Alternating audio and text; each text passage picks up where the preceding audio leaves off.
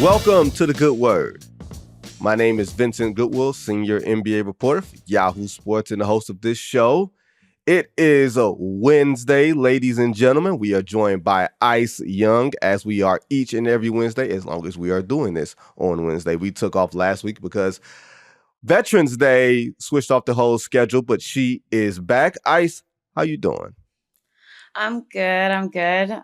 College basketball is in full swing for me now. So traveling a couple times a week, working games, killing plants. A couple of my plants in my home are not making it right now. I don't know what's going on, but like 2 or 3 of them I had to cut and trim, including this one, which is like my favorite. So I feel like she looks skinny now and frail. I don't know what's going on. But anyway, other than my plants. Looks like poison ivy behind you. That's what it looks like. Ooh, and that's what it's supposed to give. Dangerous. Yes, I'm glad. Thank you. No, I'm joking. But we're going to work on it. I need her to revive soon. I need some sunlight to come through. Other than my plants, though, I'm fantastic. How are you? Well, you live in Philly and there ain't a whole lot of positive sunlight things to talk about there. Before we get there, don't forget to check out her appearance on the Good Follow podcast. Ice, if you follow her on the Instagram, she is all over, talking to teams, college basketball teams and taking photos and selfies with all of them and all that type of stuff. I dig it. But Ice, we're going to start with where you are, the Philadelphia 76ers. By far, I think with today's theme being most disappointing teams and players, we have to start with the 76ers, right?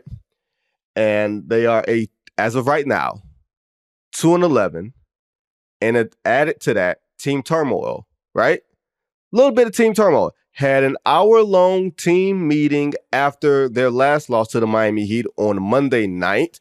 Nick Nurse did not come out to talk to the media until, coaches usually come out 10 minutes after a game. Nick Nurse did not come out for an hour. Details wound up trickling out a little bit after that. Tyrese Maxey called out Joel Embiid about, his habits, about basically professionalism, showing up on time, being a catalyst for everything that trickles down to the rest of the team. That to me is just the tip of the iceberg for them. Ice, what do you see with the 76ers? Yeah, I feel like I see, one, a lack of leadership. I've been on a team before where things aren't going well. I was at Syracuse and we had dropped back-to-back ACC games and shouldn't have that year. And so I remember, calling a team meeting, and it's always interesting, who's called out in those.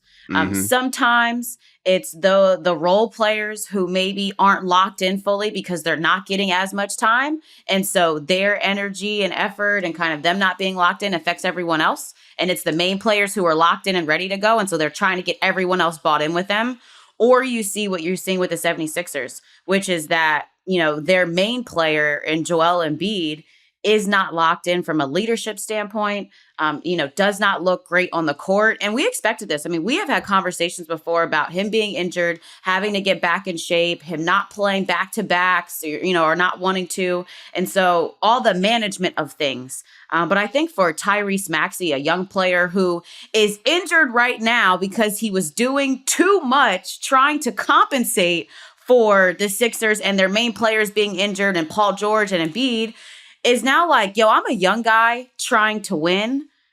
We need professionalism. We need you to be on time as the leader of the team. That is the bare minimum standard or expectation. For me, it is one of those weird things where, and I'm glad you talked about it from your perspective as a player. Whenever we hear about team meetings, these things are purposely told to us so that we know that players on the team, whoever called the team meeting, is ringing the alarm. Hey, we got issues here. Right. So many things come up for me in this. Like, just rock with me here. For one, Paul George is hurt or coming off of an injury. He suffered in the preseason, and we always know that there's going to be this thing with Paul George and injuries. Like you said, Tyrese Maxey, before he got hurt, was averaging 42 minutes a night. That's a recipe to get hurt if you are a small guard in today's game, carrying the load that he was carrying. Joel Embiid, perpetually hurt. Remember, he had the surgery last season, came back in the playoffs, played remarkably well in that first round series against the Knicks, and then I also had to deal with Bell's palsy, right? Like he was dealing with a lot. And instead of taking the summer off and resting and getting ready for this season, he wanted to go to the Olympics and not just play for Paris, where he had citizenship. Right. He played for the United States, and he was critical in the game against Serbia, against Nikola Jokic. So it was worth it for the U.S. men's national team for him to be there. Okay, cool. But now you come back this season to your job, and you're not ready to play. And you're not ready to play because you're hurt. And then there's the incident with Marcus Hayes. You know what I mean? Like, it's all these things that get in the way of winning. I'll tell you something else that I think is sticking in Joel Embiid's craw. He wanted the 76ers, with all the changes they made. Remember, they went and got Caleb Martin. They went and got Kyle Lowry. That means they went and made deals with players who play for the Miami Heat. He wanted another player from the Miami Heat. He wanted Jimmy Butler. He wanted the 76ers. He told them, go get my guy. And we know at the end of the season where Jimmy Butler sat with the Heat, Pat Riley calling him out and saying he should play more and everything else, and didn't get a contract extension. So it felt like there was some level of opening, at least tangentially, to go get Jimmy Butler. I don't think the discussions, Ice, ever truly got serious to a point that you could even say, okay, they're in a deal zone now. Like, this can happen. But I don't think Joel Embiid has been happy, even though they wound up getting Paul George. He wanted Jimmy Butler back over there. And I think he made that known. And they couldn't make it happen. So I'm not saying he's pouting, but I'm saying that there's a lot going on there. And Ice, this is the other thing for me. Tyrese Maxey has to call out Joel Embiid in this team meeting. He's a player. He's a player who's hurt. And even though he's an all-star and has a close relationship with Joel Embiid, like, by everything I was told, it was not some confrontational meeting. It was one where, those guys have a lot of sweat equity with each other, and it wasn't taken personally. Here's my question, Ice. Daryl Morey is there. He's the president of basketball operations. Nick Nurse is the head coach. That's the leadership. Right. It's time for the head coach and the GM to be the head coach and the GM. If a player needs to be called out, it's one thing for player accountability. I'm 100% with Tyrese Maxey. He didn't step out of place. He didn't step out of line with that. Yeah, absolutely not. But for me, I think it was much more incumbent on Daryl Morey and Nick Nurse to step forward and be, if you're the leaders of this team, if you're the guys on the masthead, you guys need to be the ones, because let's say that conversation doesn't go well, right?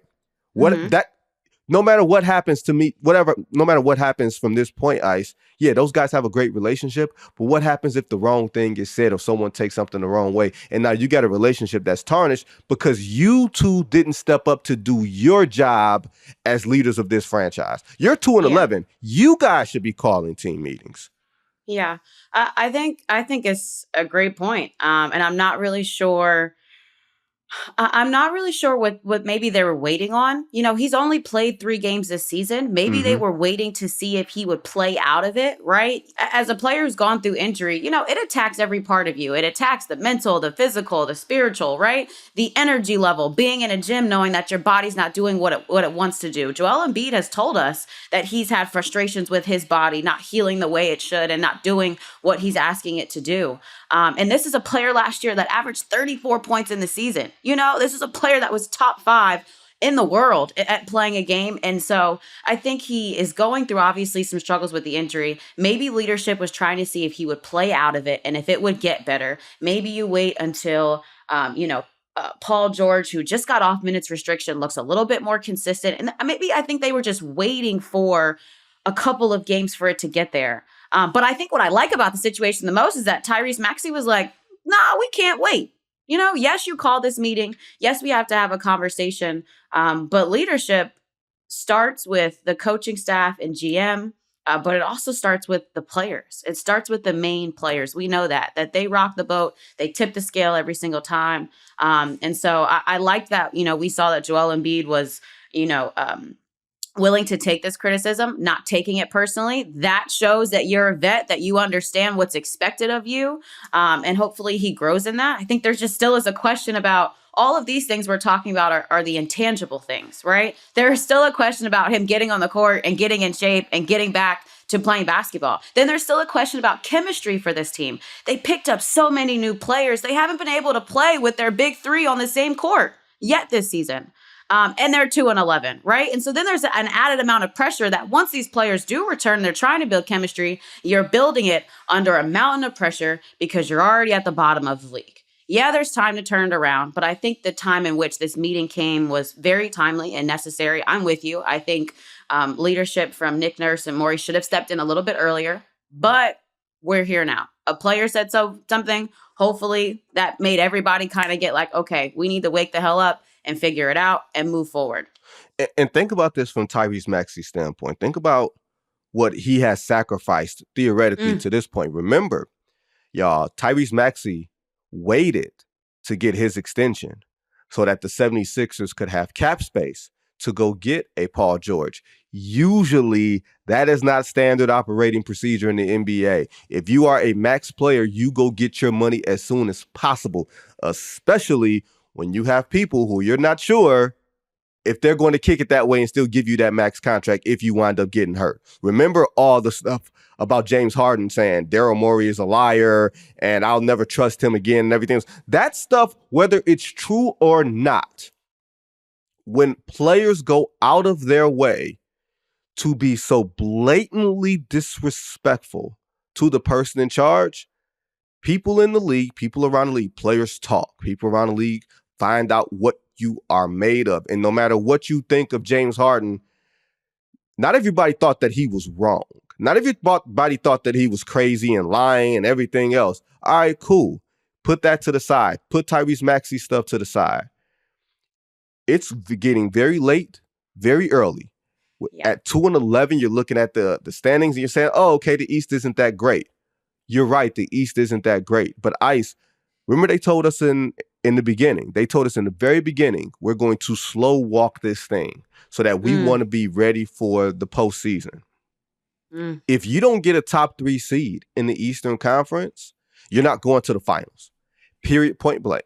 Like you've had an A seed go to the finals, but by and large, it's the 1 or the 2 seed that goes to the finals. And in some cases, it's the 3 seed. Like I went through this a few episodes ago, maybe a month or so ago with Bomani about, just how hard it is to do this if you only have home court advantage in round 1. And the 76ers have not made a conference final since 2001. And I was a junior in high school. Okay. I ain't that young no more, y'all. And Ice, you talked about the chemistry on the floor. And here's something that people need to know. Comparatively, the New York Knicks are landlocked.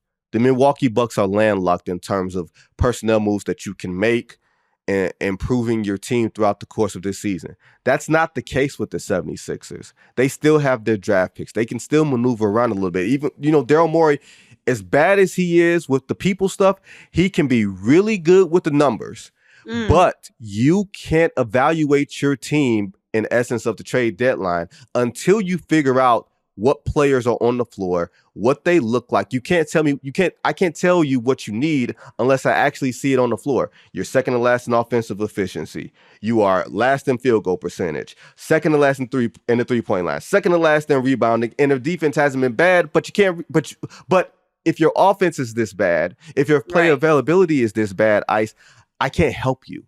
It don't matter. It don't matter. To me, it's tough being a Sixers fan. This is actually why I've never really considered myself a Sixers fan, is because there's always something. You don't understand that term when your mother says it when you're young. It's always something. You don't get that until you're an adult or until you decide to become a Sixers fan and you understand that it's always something. Okay, that was just me complaining. No.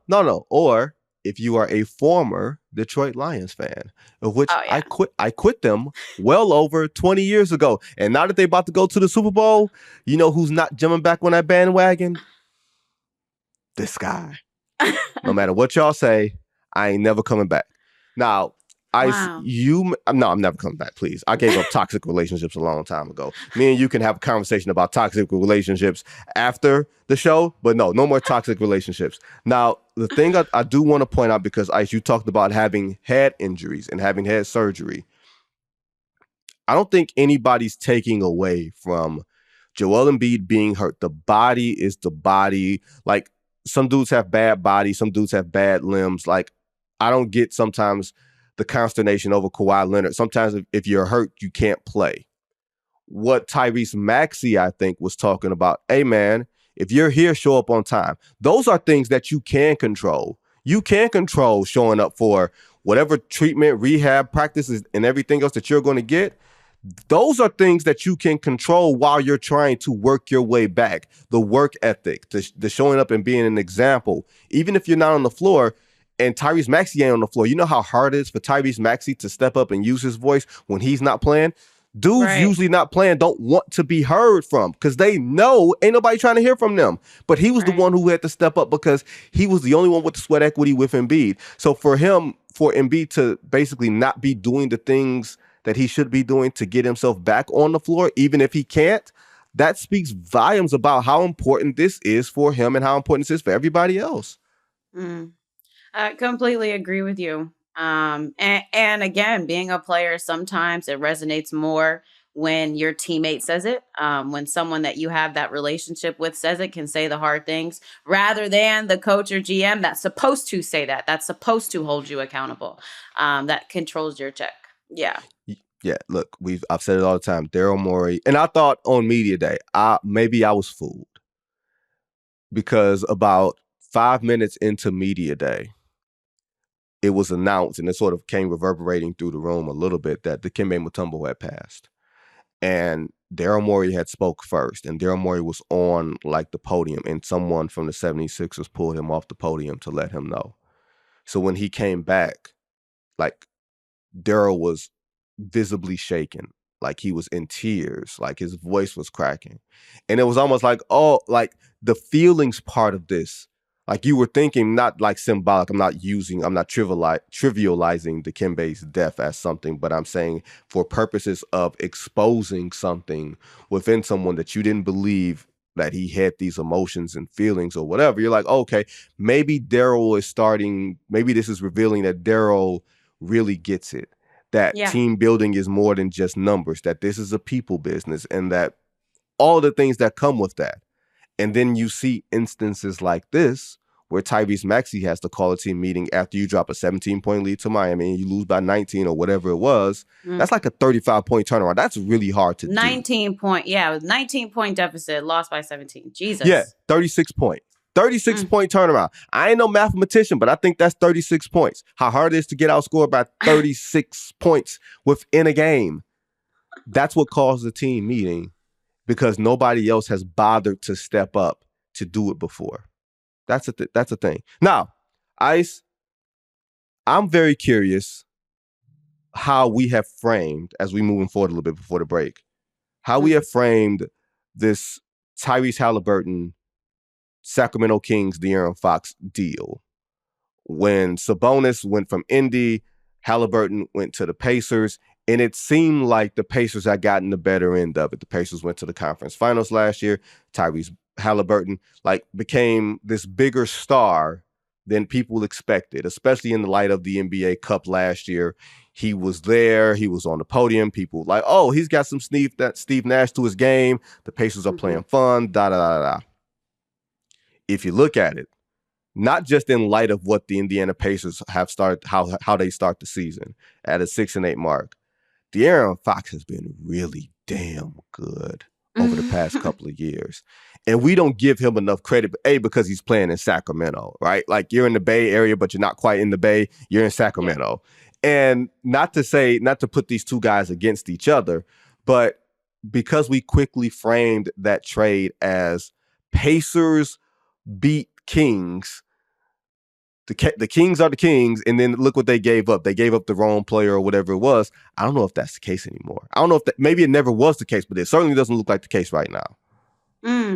I mean, It's tough because, yes, there are two fantastic guards, but they serve two different purposes, right? Mm-hmm. Fox is an all-out scorer, lefty sniper, beautiful three-point shot, beautiful footwork, whereas Hallie is known for his facilitating and how he Mm-hmm. can set up teammates. And so, like, even if you just look at the numbers of it, it's going to look different because their roles are different. Mm-hmm. I think, maybe conversations about which one makes a team better, right? Which one allows everyone else to kind of eat, but also can get a team, to the next level, past the first round of playoffs, right? But I think what we're seeing from, and I'll just speak maybe to, Haliburton is he's averaging 16 right now. He's 5th on his team in scoring. And, we chatted off the air with producer John about what his role really needs to be or what it should look like or what the expectation needs to be. To me, I think that the expectation is that he's a top 4 scorer on the team. I don't think he has to score 25 points a game. I think that, yes, sometimes that will come. I think more so specifically for his growth, though, it's the consistency and being able to shoot the basketball. We know that point guards who have a high level of facilitating and getting people open often get that ball whipped back around to them on the 3-point line, catch and shoot. That has to be at a high percentage. I feel like that's an area of growth where on the other side for Fox, you're absolutely right. He looks fantastic. He looks comfortable. Yeah, I'm not sure how we decide kind of who's got the better one other than team success at the end of the year. Yeah, I mean, look, De'Aaron Fox is averaging 29 in that night, 6 assists. And now he's, working and playing with DeMar DeRozan. And the West is just a gauntlet. Right. And that's kind of like the bad part for the Sacramento Kings. They're good enough to be in the conversation. Like they're not at the bottom. They're not in that bottom rung of the Western Conference, but they're not good enough to really be part of this Phoenix, Oklahoma City, Lakers, Warriors, Denver discussion that is kind of dominating the conference right now. For Haliburton, for one, I'm not sure if people know this. He got hurt during the Olympics. And because he wasn't playing a lot, nobody thought about him. Oh, well, he's not out on the floor. But he had gotten hurt. It was real quiet. And of course, once a player gets hurt at the Olympics, the team steps in. It's like, hey, let's make sure that we don't get him in worse condition by the time it's time for his real job. So you look at the numbers: 38 from the field, 29 from 3. That ain't good. And the Pacers are a team that, although they got swept in the conference finals last year, they made it to the conference finals. They beat the Knicks in round 2 in that thrilling second round series. They beat up Bucks in round 1 that has kind of spiraled the Bucks a little bit because the Bucks were without Dame. They were without Middleton. Middleton had missed time. Dame had missed time. Giannis didn't play the entire series. So now you're looking at the Pacers and saying, okay, was all that fool's gold? And now, is this not the real Pacers, but are you a middling Eastern Conference team where there's like 2 really good Eastern Conference teams and a bunch of teams that are all trying to muscle their way into that real estate? So I'm very fascinated by that entire deal and that trade. I think we might have to come revisit it as a whole. But we're going to pause right here. And when we come back, we're going to pay some bills. And we're going to be back with more disappointing players this year on this episode of The Good Word.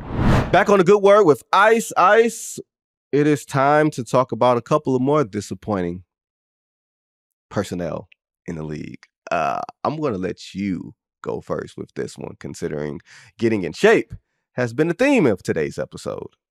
I know. And why do I feel like every other time I talk to you, I'm ragging on this man? Why do I feel like every other time I talk to you, I'm just like, Zion is not in shape still.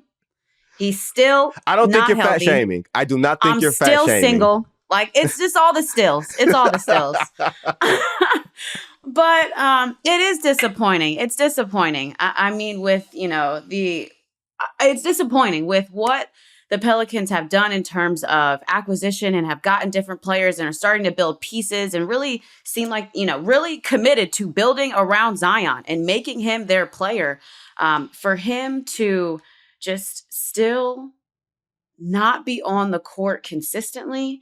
He's played 6 games this season. He's shooting a career low 45% from the field.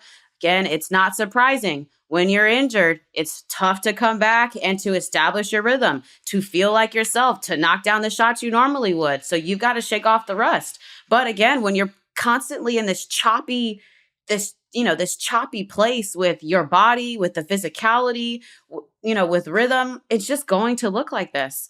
Averaging 22.7 points, but again, like played 6 games. And it seems like we don't know when to expect his return. That's the thing. That's the big thing. And the fact that he's getting hamstring injuries, leg injuries, things that have to do with how much explosiveness he can exert when he's out there. And that hardwood floor is unforgiving, especially for someone who's 6'6" or 6'4", or whatever, size he is. Like, he needs every bit of that explosion that makes him special. And for the Pelicans, it's important to know, because I watched them the other night against the Lakers, and they competed really hard against LeBron, against AD. They didn't have enough to actually finish them off. And here's why they don't have enough. Jose Alvarado, out. Jordan Hawkins, out. Herb Jones, out. CJ McCollum, out. DeJounte Murray, out. That's almost damn near starting 5 before you get to Zion Williamson being out with this hamstring injury. Like, they are doing the Lord's work just in staying competitive. Like, I'm not going to bag on them and call them disappointing as a unit. But Zion is always going to come into focus, because it seems like so much of it's either bad body or he doesn't get himself in good enough shape to play, to look sustainable. And it's funny, in one of my group chats, like something, I forgot when it was, Ice, it's maybe like 2 or 3 months ago, and someone put a picture in the group chat of Zion from his very first media day, right? And people were saying he was fat thin, but I swore it was photoshopped when I looked at it, because that man looked chiseled. I'm like, wait, we called this man fat? Like, the way that he looked, like John, I'm sure John, when John gets a moment or whatever, he's going to put that picture up on YouTube, and you're going to look at it, and people are going to look at it and be like, wait, we were saying that this version of Zion was fat and not that he was chiseled. That man looked chiseled compared to the way he looks now. And it's unfair. I'm going to say it's unfair. It is easy for all of us to bag on people who struggle with weight, because we look at that as a self-control. We look at that as being something that you can easily handle. Do push-ups and push away from the table. Like, all of that. Like, if you've been around Black families during holidays, they'll tell you how you feel. Hey, Vinny, you're not as skinny as you used to be. Like, damn, that's like, Auntie, you talking to me? Yeah, I'm talking to you. Next day, guess who's not drinking for the next month? Your boy. That's all it takes. Oh my gosh. I resonate with that. For me, it's my mom. It's my mom with bread. She'd be like, you getting another roll? Yes, I am. Yes, maybe I'm trying to put on weight. Mate, dang. Hey, yes, I am. I'm telling you, you're still in your 20s. Don't you worry. You do not have to try. At some point, when you turn 30, me and Chris Herring had this conversation on Monday. Everyone says this. Why does everyone wish? Oh, no, it's not wish. It's not wish. Oh, it's fact of life. I just need to turn 30 and then, like, I'll see. Facts of life. I think this is one of the things I'm just refusing to believe. Like, I don't know. Yes, I know everybody else has had experience with gaining weight after a certain age, but I'm just refusing to believe it has to happen. Look, unless I have children. Duh. But I'm refusing. You can refuse to believe anything. I am. And then look, I'm not saying that it's going to happen for you. I'm saying it happened for me. When I turned 30, literally, things changed. Now, I will also say this. As my hairline, like, I still got my hairline is still game tight to be my age. Like, there's some people who've lost the battle, right? But as it started to just do a little bit of a early Jordan career fadeaway, not like a Michael Jordan look, but a Michael Jordan fadeaway, just a little bit of a fade, right?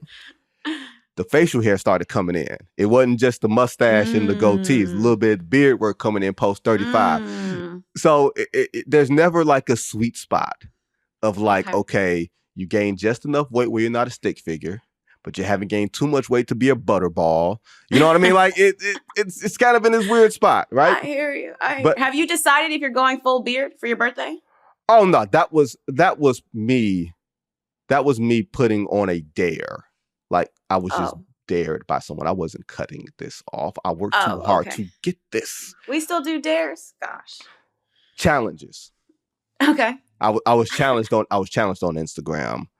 Someone said to me, about, old pictures and are you going to keep your facial hair? I'm like, yeah, I don't keep my facial hair, but I do like the young look. And I said, let's put it to a poll. And it was overwhelming.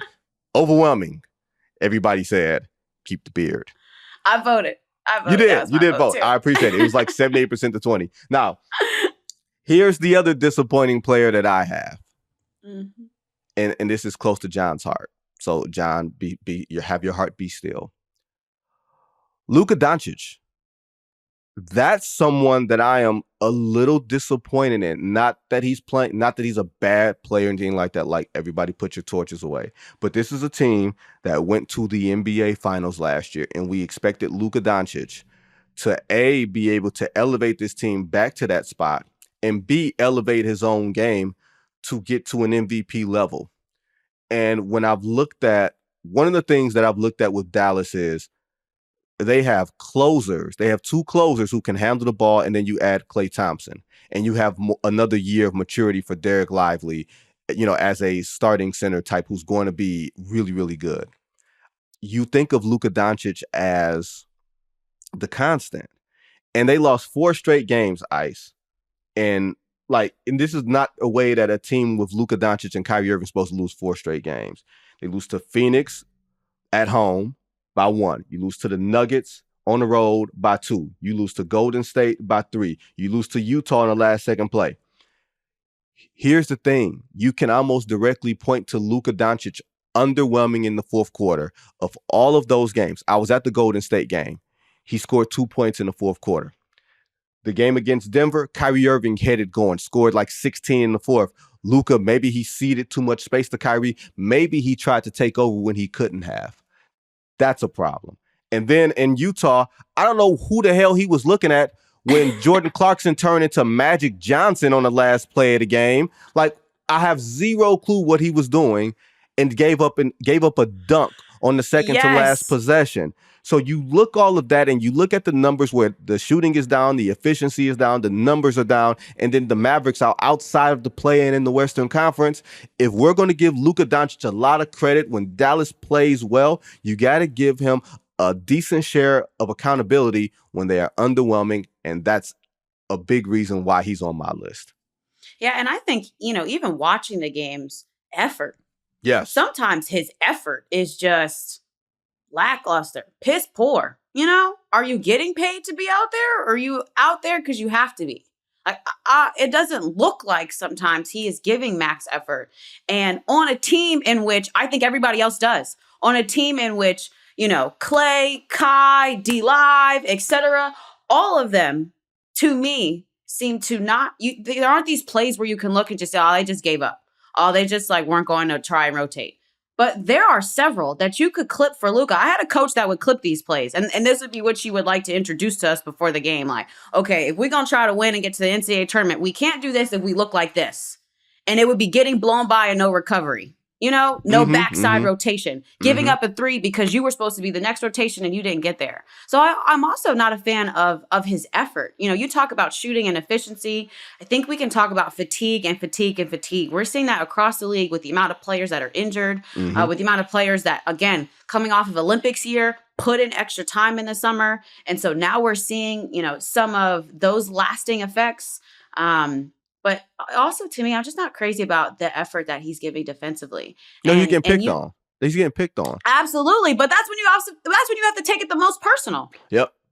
You don't get picked on and then let yourself get picked on. Here's the other thing: if they're singling you out as the mark, in today's NBA, it's everybody switches, especially on the perimeter.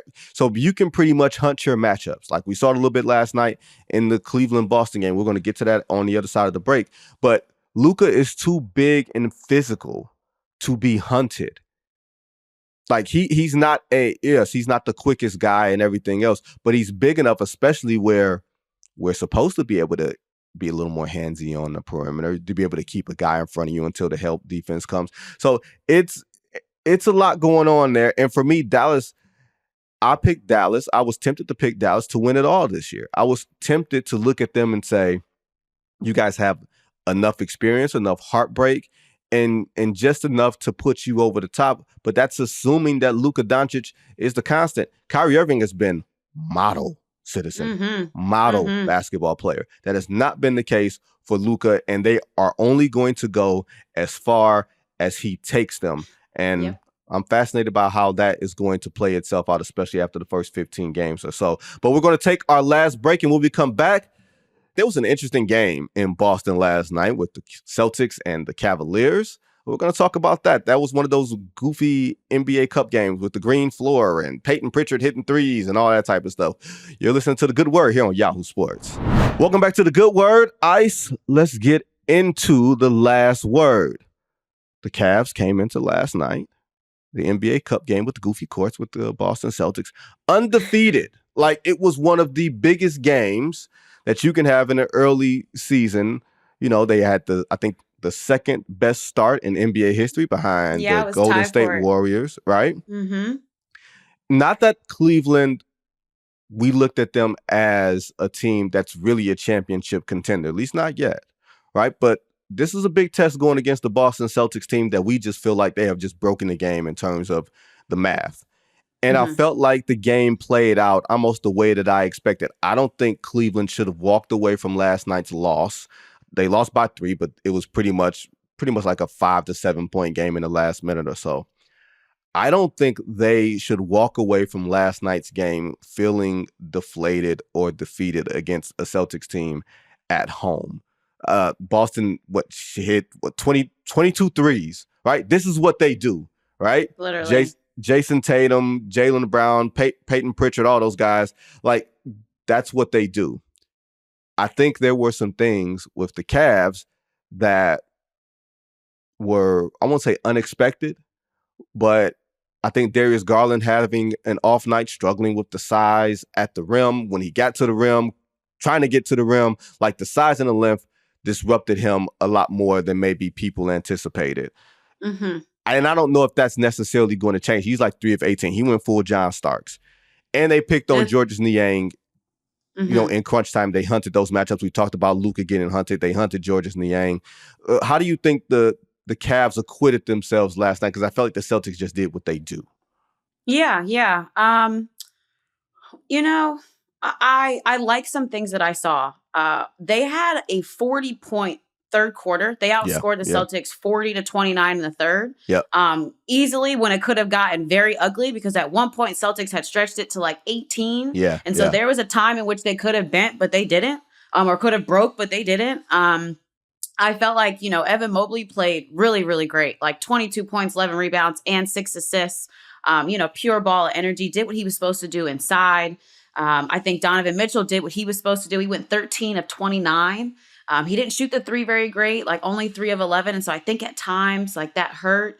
But I think the real story was just Darius Garland. You know, him having 8 points, it's just tough. They need all 5 of their starters to contribute in that way.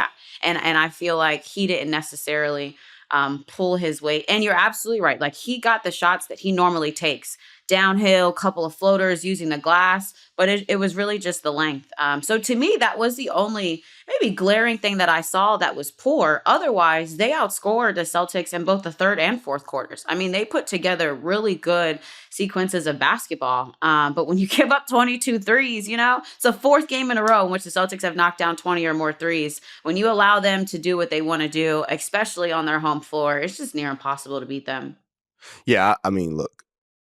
I hate to say this for y'all. They're doing this without Kristaps Porzingis. And they don't even look like they miss him. That's the tough thing for this. Like, I feel like we should just make our reservations in June to be hanging out in the Boston Harbor. And that's a really bad Boston accent. And to deal with all of those Boston Celtics fans, they just look like a perfectly built team for the way that this game is played. Whether you like the way this game is played is a completely different discussion. And we've had that discussion here, and Celtics fans can be, you know, quibble and everything else.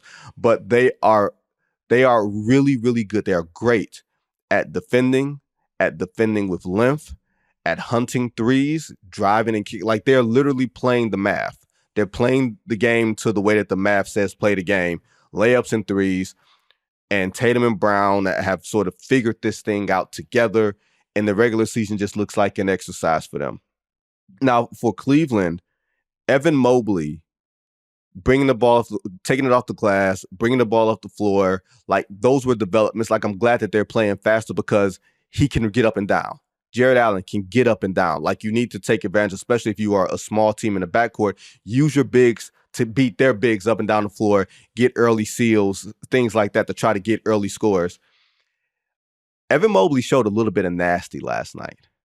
And I like that he showed a little bit of nasty. I think on one play, he literally just threw Jason Tatum out of the way.